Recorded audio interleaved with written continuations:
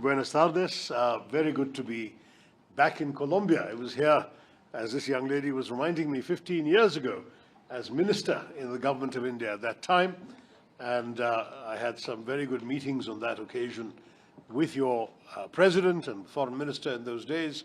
But I have not been back to Colombia in the 15 years since. So it is very satisfying to be back with you again today.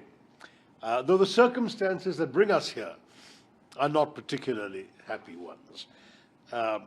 India suffered a grievous terrorist attack on the 22nd of April, when 26 holidaymakers, tourists in our northern territory of Jammu and Kashmir, were gunned down in cold blood by terrorists from across the border in Pakistan. These people actually even asked the religion of the people they were accosting before shooting them dead. And it was a ruthless, cold-blooded, awful massacre of innocent people. When this happened, of course, the world rose up to condemn the terrorist attack, but that was as far as it went. There was no action taken, not even by the country where these people had emerged from, namely Pakistan. Nobody was arrested. There was no attempt at any prosecution. India decided that this kind of outrage could not go unpunished. And therefore, on the 7th of May, India chose to launch strikes against known terror bases, headquarters and launch pads of organizations listed as terror organizations by the United Nations Sanctions Committee on Terrorism, the 1267 Committee, and also on the wanted list, the designated terror list of the United States government.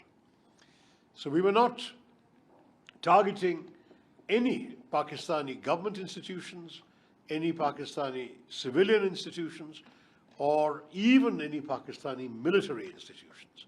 We only attacked terror bases. And we did so with a great deal of precision, so much so that in one particular example, we struck a very specific building inside the rather large campus of a particular terrorist organization. And this kind of precision was meant to drive home a very specific message. The message was that if you think you can come and kill our civilians and get away with impunity, that is not going to happen. You will pay a price. At the same time, we took care to conduct these strikes at night, 1 o'clock in the morning, 1:05 to 1:30, so there would be no civilians around and there would be minimal risk of collateral damage. And because of the care with which we had avoided any other target, we were quite confident that the only victims of these attacks would be people located in or residing in these terror headquarters, and indeed so it proved. In fact, the next day there was a well-publicized funeral of one of the terrorists on the sanctions list. And you will be interested to see that that funeral was attended by uniformed senior military and police personnel from Pakistan. That is the extent of complicity that we are seeing between the terrorists who perpetrate crimes of this nature and those who finance, guide, train, arm, and equip them, and who provide them safe haven to continue their training and their other awful deeds. This was then followed by an 88-hour conflict. I will not call it a war, but during that conflict, the Pakistanis shelled indiscriminately. They killed 19 civilians in the district of Poonch by hitting, amongst other things, a Gurudwara, a Sikh temple, a convent of the Carmelites of Mother Mary. They hit civilian homes, they hit cars, residential areas. And in retaliation, India also shelled back. We have then been at the receiving end of a barrage of missiles and drones, which were blocked by our air defenses, and we in turn struck Pakistani military airfields. At the end of 88 hours of these exchanges of strikes, the Pakistanis asked for a cessation of fire, and India immediately agreed. And the reason we had agreed is from the very beginning we had said we had no intention of starting a protracted conflict. We just wanted to teach a lesson to the terrorists alone. And we had said to the Pakistanis, if you don't retaliate, we will not retaliate. If you stop, we will stop. And that's why the war was able to end as swiftly as it did. Now, I want to stress to you, Colombia has good relations with India. We have $1.5 billion of investment in this country, in Colombia, from India. We are a country that is interested and focused only in economic growth, in development, in the well-being and prosperity of our people. Not that many years ago, a large number of our people were still living below the poverty line. For us, the biggest challenge is bringing them into prosperity in the 21st century. We have no desire to be distracted by any trouble on our borders or any conflict. We are very happy to leave our neighbor Pakistan alone if they will leave us alone. Sadly, however, what we are seeing is that Pakistan is not content with the status quo. They seek something we have that we are not going to give them, and that is our territory in Kashmir.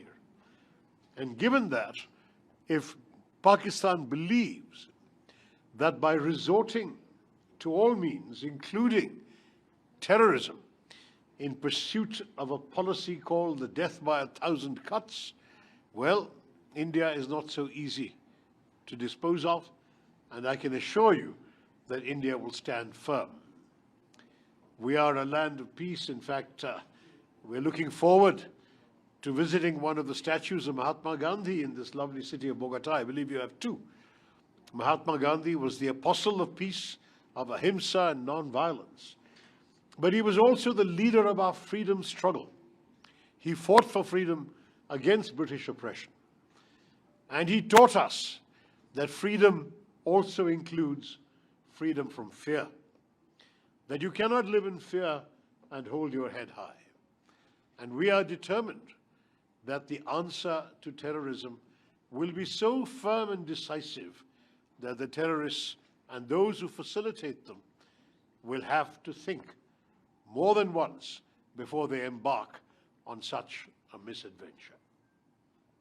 The reason we have come to Colombia, and we are in the middle of a 5-country tour. We have been to Guyana and Panama. We're going to Brazil and then to the United States. The reason we are here in Colombia is to seek the sympathy and understanding of the people of Colombia and the government of Colombia, of the legislators, the diputados of Colombia, and of public opinion, the opinion leaders, those who think about world affairs. We want them to understand and to empathize with our plight. We know that Colombia has had a tragic history of enduring terrorist attacks as well. We deeply, deeply empathize and have always stood strongly with Colombia when it has suffered the depredations of terror. We seek the same understanding and the same response. Please stand with us, and please be aware that we are here not only to tell you what has already happened, but to also tell you, as friends, that if this happens again, we will once again act very, very strongly. It is important that people understand this. As you know, all of us in the world want to see peace. Whenever something happens, the immediate response of the world is peaceful solution, peace, calm, non-violence, dialogue. And that is our preference too. But you cannot talk peace with a gun pointed at your head. And that is our reality. We will respond to what has been done to us as we judge necessary. And as I say once again, we seek your understanding and support in our struggle and our fight against terrorism. I'll stop there. So many of you, I'm sure you have questions. I'll be very, very pleased to respond. Thank you, and Jai Hind. I'll certainly happy to turn to you later. Let me get a Colombian journalist first. Yes, sir. There's a mic coming.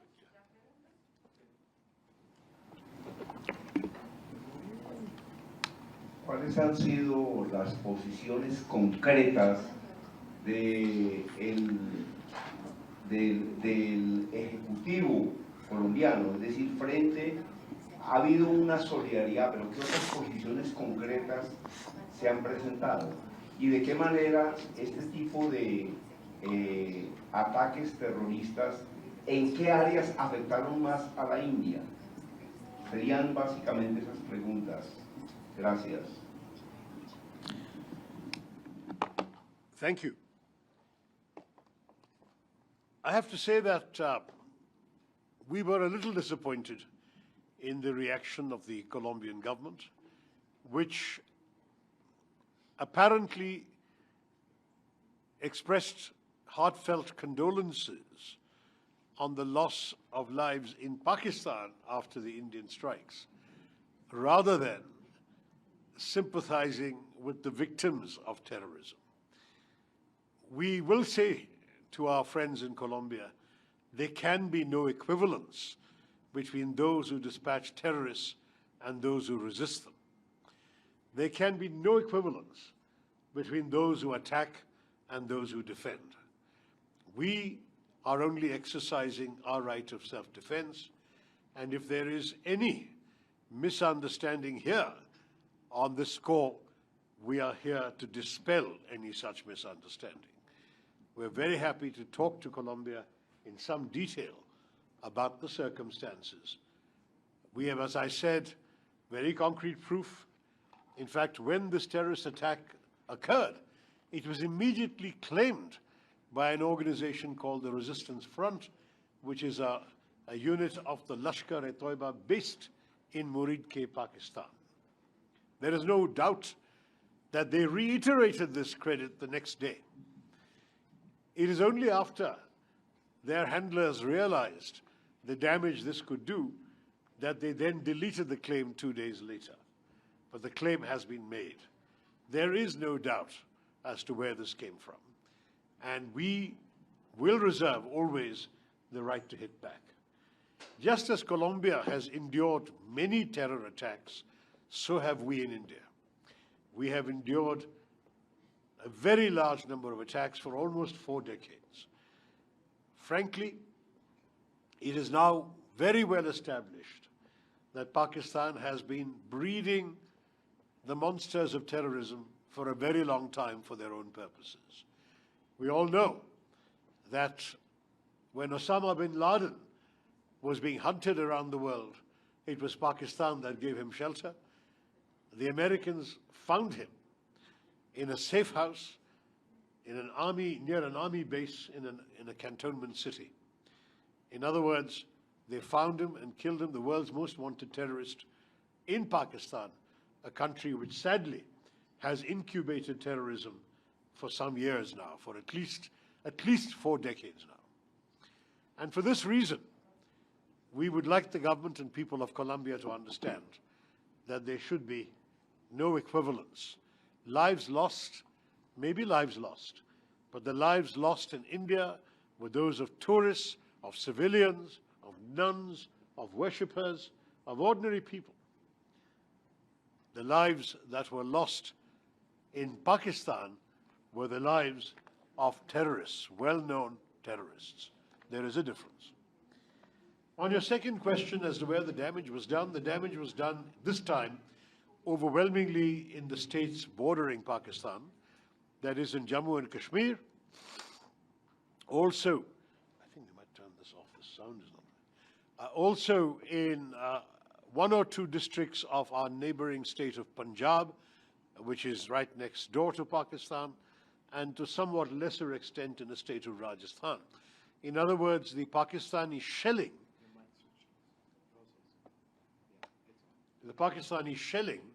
was particularly affecting our border states, and these states took the burden of having to thwart the missiles. But we were well prepared to defend these states. These are our border states. We defend them well, and we were able to prevent any significant loss of life. There was some property damage, considerable property damage in some places. But it was only in Kashmir that lives were lost. First 26 on the 22nd of April, and then further 19 on the 8th of May. And that is, for us, 45 lives too many. There are still 59 people in hospital, or they were when we left India a week ago. It's a very, very serious situation. There was also, I would say, my friend, an intention on the part of the terrorists to provoke a negative reaction in India against our brothers and sisters from the Muslim community. The terrorists specifically asked if people were Hindu or non-Muslim before shooting them dead. There were 25 Hindus, one of them from Nepal, and one Christian who was shot dead. In addition, of course, the shells killed Sikhs and Christians as well. But I say this to you, that India very proudly stayed united. There were some brief moments of anger, as you can understand, in every society, but very quickly, India rallied around the unity that is embodied in our country's constitution and the national flag, and we stayed as one voice. I should have mentioned at the very beginning of my remarks, let me do so now, that my colleagues and I represent 5 political parties in India, we represent 7 different states in India, and we represent different languages, different religions. We have 3 religions amongst the 7 of us. We are truly reflective of the diversity of India, whether it's linguistic diversity, political diversity, religious diversity. But we are united in the message we have brought to you in Colombia. Yes, ma'am. ¿Cómo imagina la India una hoja de ruta sostenible para la paz con Pakistán, dados los persistentes desafíos del terrorismo transfronterizo y la desconfianza política?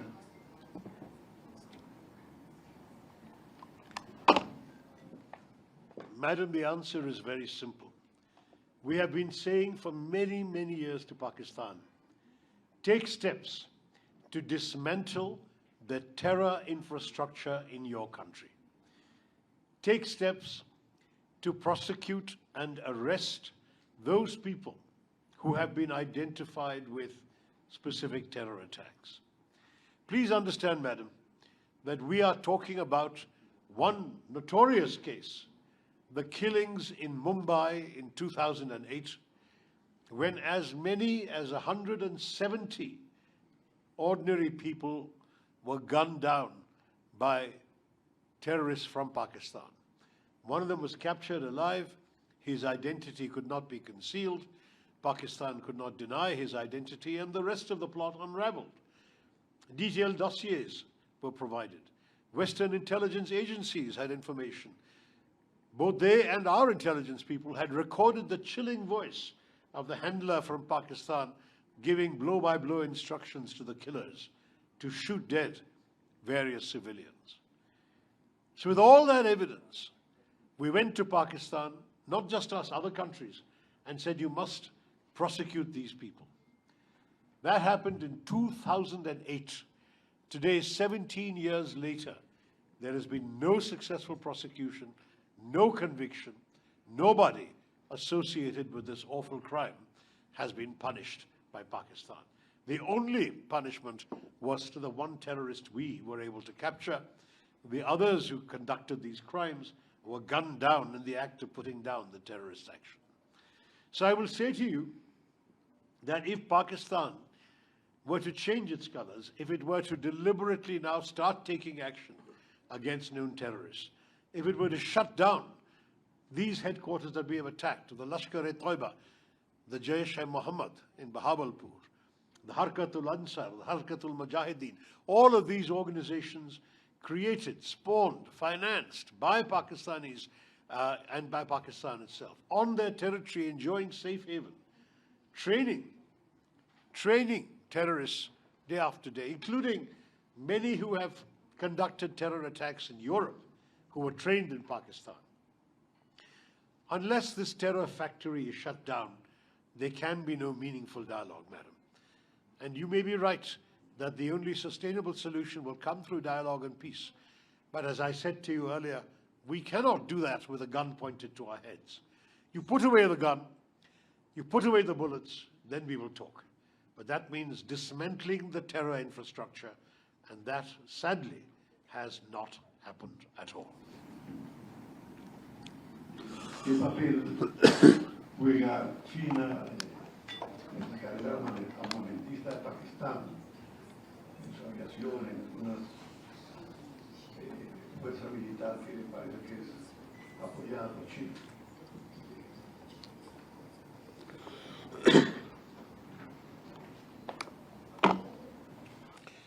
Yes, sir, we are quite conscious of what you are saying.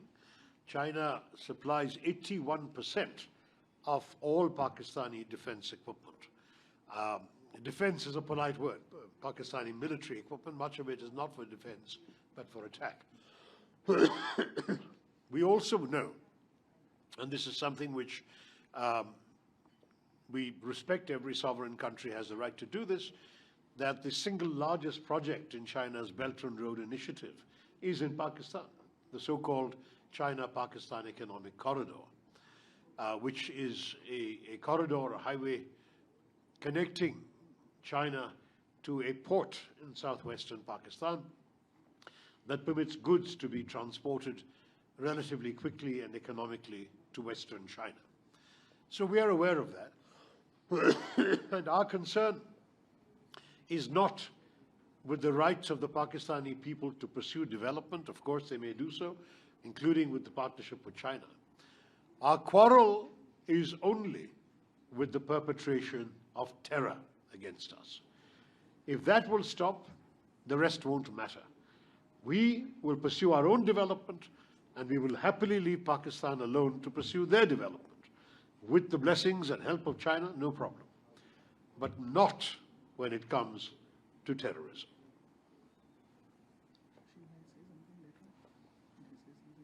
Yes, certainly. My colleague, Milind Deora, Member of Parliament from Bombay, from Mumbai, will say a few words.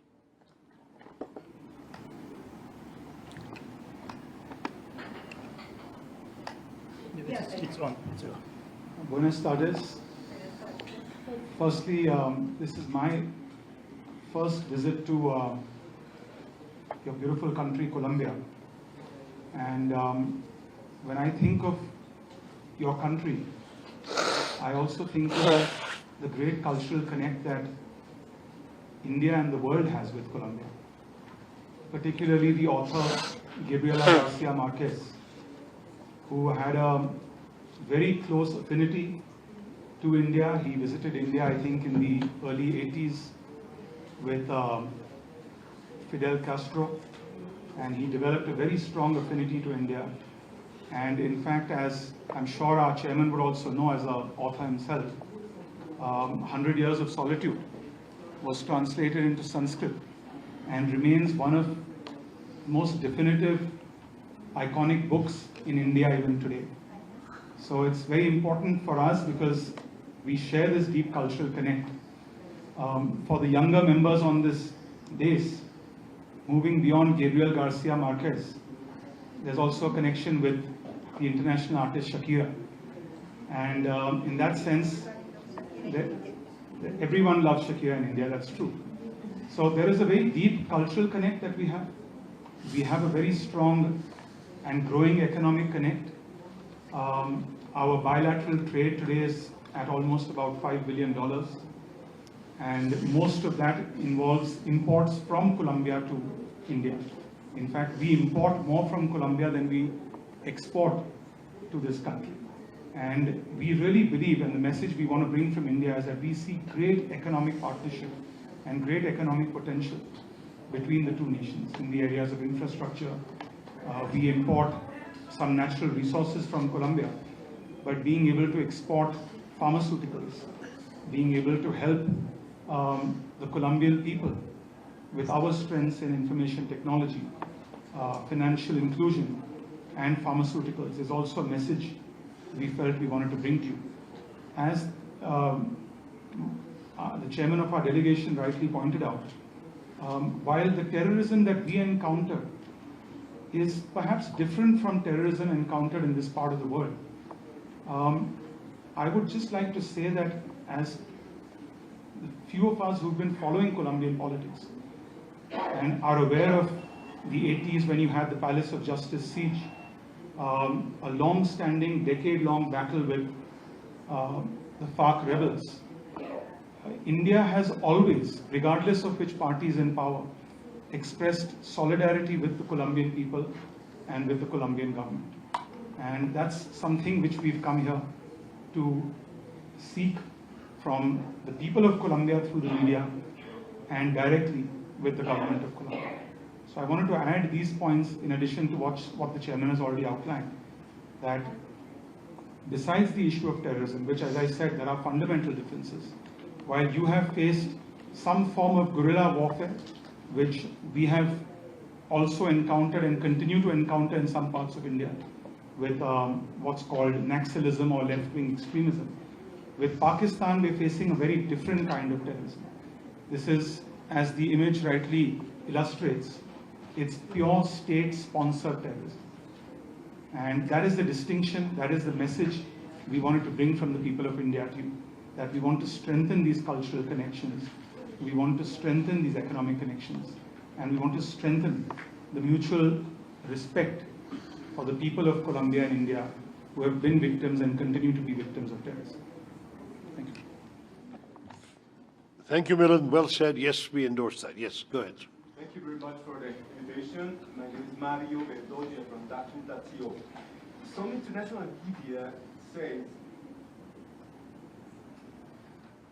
that the quick ceasefire, cease of hostilities between the two nations was mainly because of United States intervention. If this was true, how can you describe the intervention of Mr. Trump's administration? Look, we can only speak to the contacts that our government had. We received a number of phone calls from senior United States officials and also from senior officials of other countries, of France, of UAE, of Saudi Arabia, and so on. And the message we gave to all these countries was exactly the same. We are not interested in war. We were just conducting retribution for a terrorist attack. If they stop, we stop. If that message was then in turn conveyed by such countries to Pakistan, it may well have had an effect in persuading Pakistan to stop, knowing that their stopping would also mean India would stop. So it's possible that that's what happened. But certainly there was no sort of active process of mediation that we are aware of, certainly nothing involving us, because we never intended to begin with, from the very first day when the first terror strikes, the anti-terror strikes took place on the night of the 7th of May, the next morning we gave a public briefing to the world, televised, saying that we have no desire to prolong this. If Pakistan retaliates, we will retaliate. If Pakistan stops, we will stop. That was our consistent position every day. So there was no change. They stopped, we decided to stop. We are not the belligerent power in this particular equation, Mario.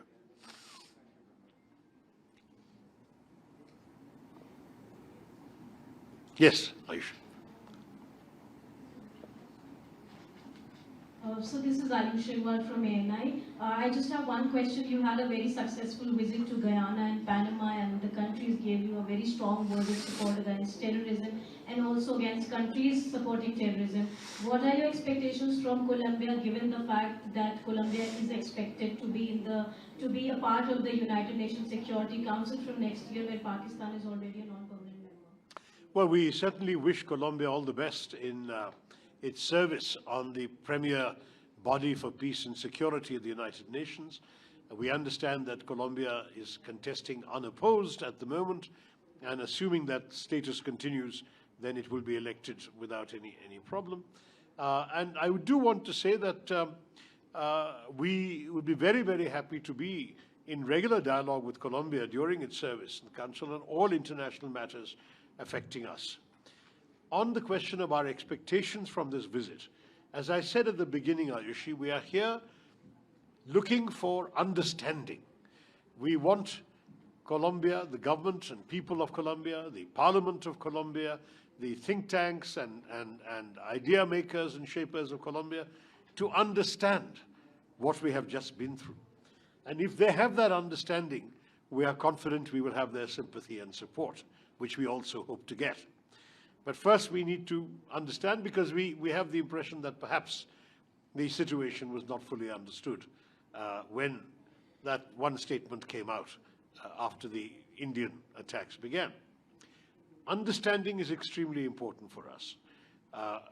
We are a country which really has been a force for constructive progress in the world. We are proud of our contributions to the United Nations in areas like peacekeeping and development and fighting the environment, all sorts of things. India has never been a country that wishes to be seen in the context of war and terror. This has been inflicted upon us, and we are simply not going to take it lying down. That's what we want people to understand. And we certainly hope that other governments will tell those who give safe haven and protection to terrorists to stop doing so. That would be very helpful indeed as well, in the Security Council or outside it. Yes, of course, sir. Tejasvi Surya, Member of Parliament from Bangalore. Thank you, Chairman.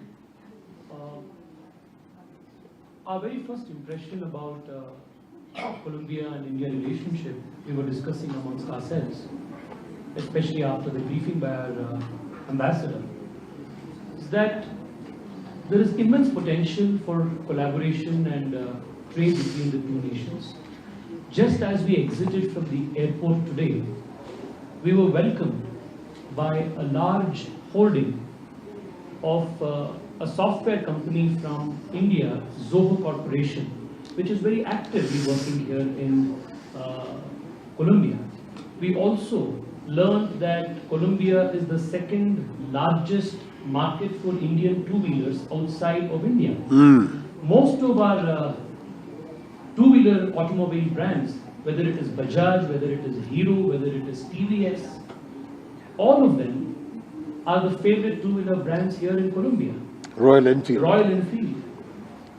And just yesterday I was talking to two very large electric vehicle two-wheeler manufacturers based in India. Because as you are aware, today India is the largest manufacturer of electric two-wheelers in the world. And they are extremely keen to expand their operations and also make investments in manufacturing in this part of the world to cater not just to the immediate Colombian market, but to the larger Latin American market as well. Therefore, the message that we are taking back from here to our respective constituencies, respective states, is that Colombia offers massive economic opportunities and potential for Indian companies. The relationship will only further strengthen, and of course, with Colombia's election to the Security Council, we hope it will be further strengthened by the understanding of the security challenges that India is facing in our immediate geography. Thank you. Thank you, Tejasvi. Any other questions or clarifications we can give? Yes, sir. Gracias. Muchas gracias, bienvenidos. Somos Yulder y Chris, en los expertos hablamos de sostenibilidad. En Colombia andamos en Royal Enfield, así que damos fe de su calidad. La pregunta es, ¿cómo está el tejido empresarial en la India en cuestión de sostenibilidad? ¿En qué etapa están? Todo lo que tenga que ver con sostenibilidad. Buenas prácticas, cómo están las empresas, cómo se están comportando, cómo están contratando. todo lo bueno que esté pasando.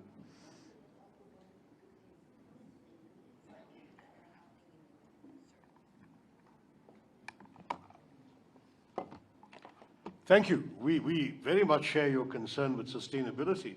I'm very proud to say that India co-founded the International Solar Alliance, for example, which has now got members from countries on every continent in order to promote the adoption of solar energy, which is far more sustainable than other kinds of energy.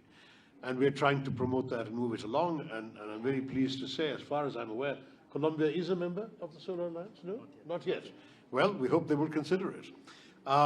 So entrepreneurs and businesses in India are conscious of this problem.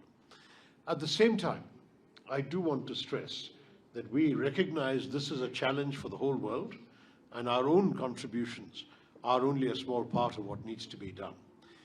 We are still, to be honest, a developing country.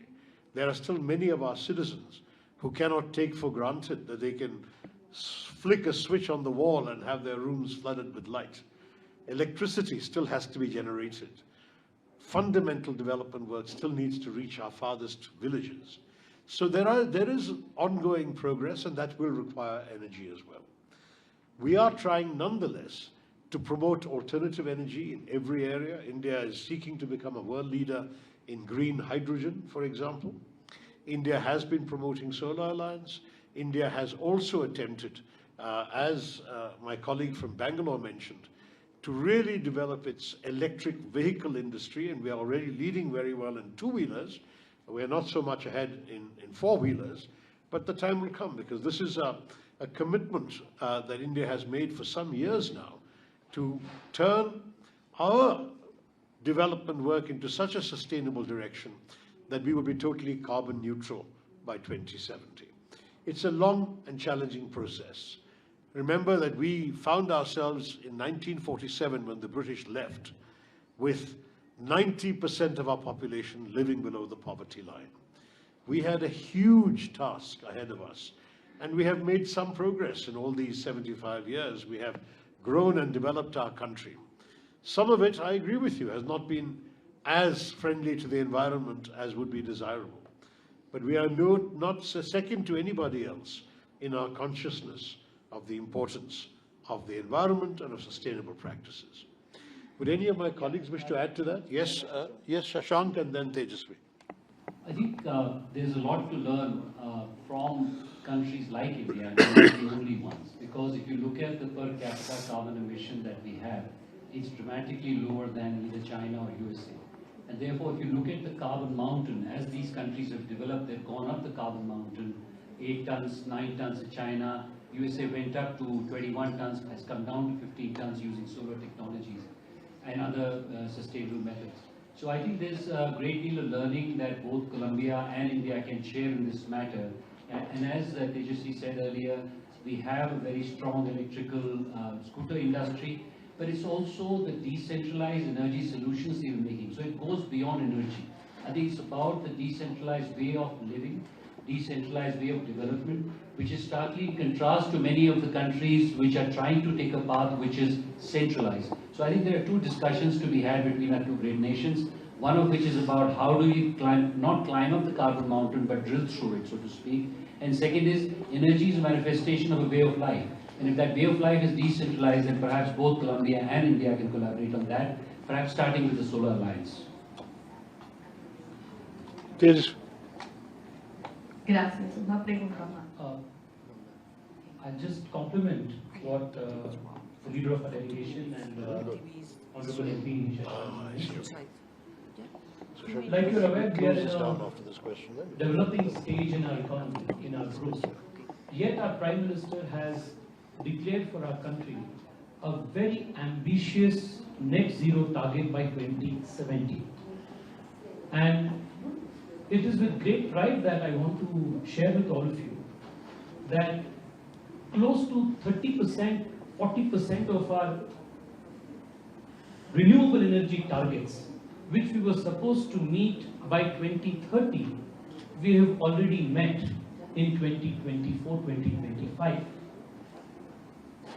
The investment in particular in harnessing solar energy in India is something phenomenal, because today India has some of the largest solar parks in the world.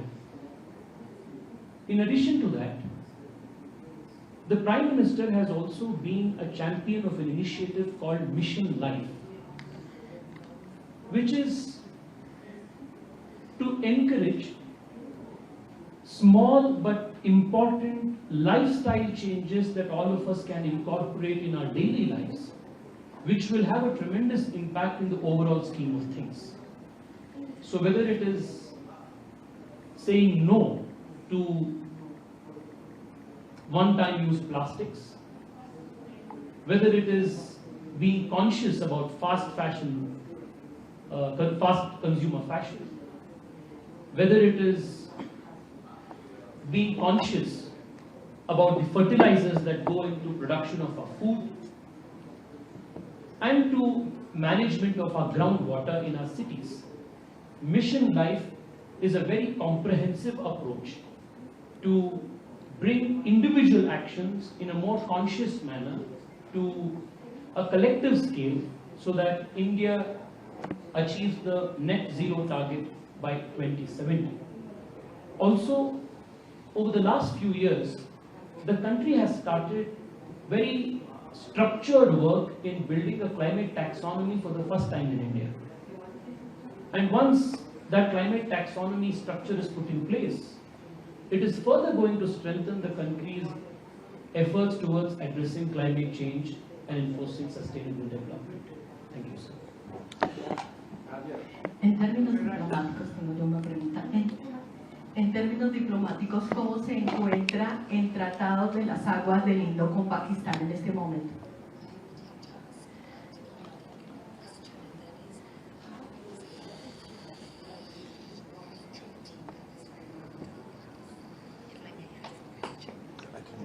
Indus Water Treaty, what is the status? Indus Water Treaty. Indus Water What is the status of the treaty?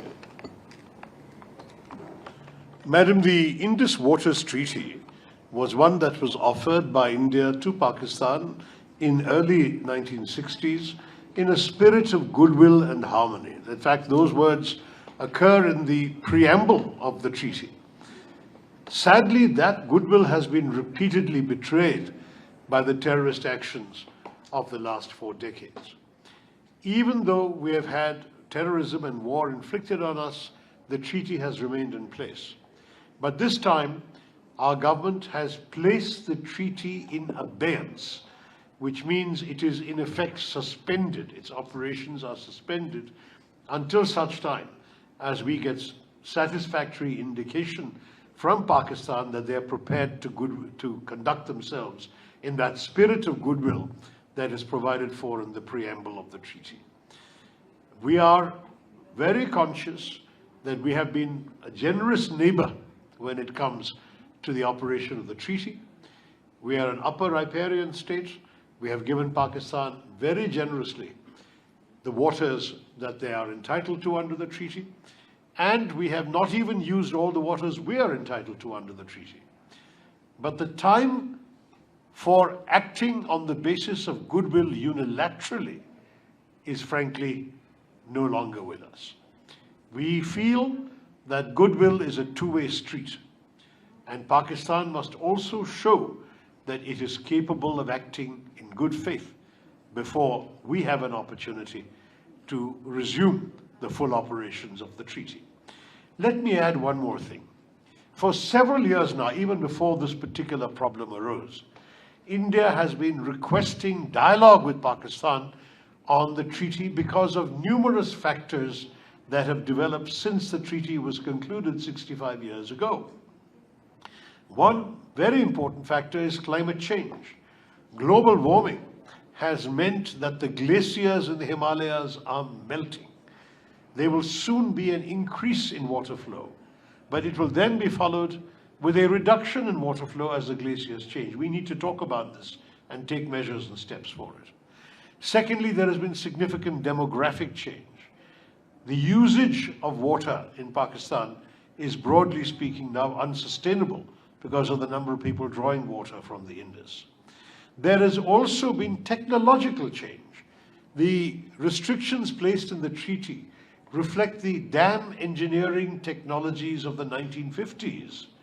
Today, there are new sophisticated technologies available, which would make it possible for us to have modifications which do not harm anybody's interests, but which would enable both sides to have more water used.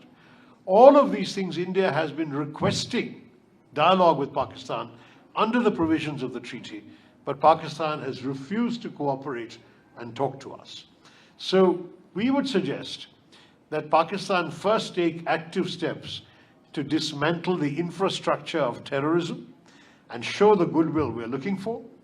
And second, that they also engage with us seriously at the level of experts on all these issues. But these are issues which certainly cannot be ignored with the passage of time. I think we seem to have exhausted your curiosity. Let me thank you all very, very much for having taken the trouble to come to us. I hope our message has been clear. My colleagues and I look forward to a very good visit to Colombia. We have a number of meetings this evening and tomorrow, including with the Vice Foreign Minister in the absence of the Foreign Minister, with the National Assembly of Colombia, and with many other opinion shakers, think tanks, and so on. I'm sure that you will all get more news of our discussions and conversations tomorrow, but we remain available through the embassy for any further clarifications. My colleagues can always be there to assist you, even if I'm tied up in anything else, so I'm very happy to leave them to you. I have an interview right now, I'm told, but my colleagues are willing to remain if any of you wish to continue to talk to them. Thank you very much, and Jai Hind.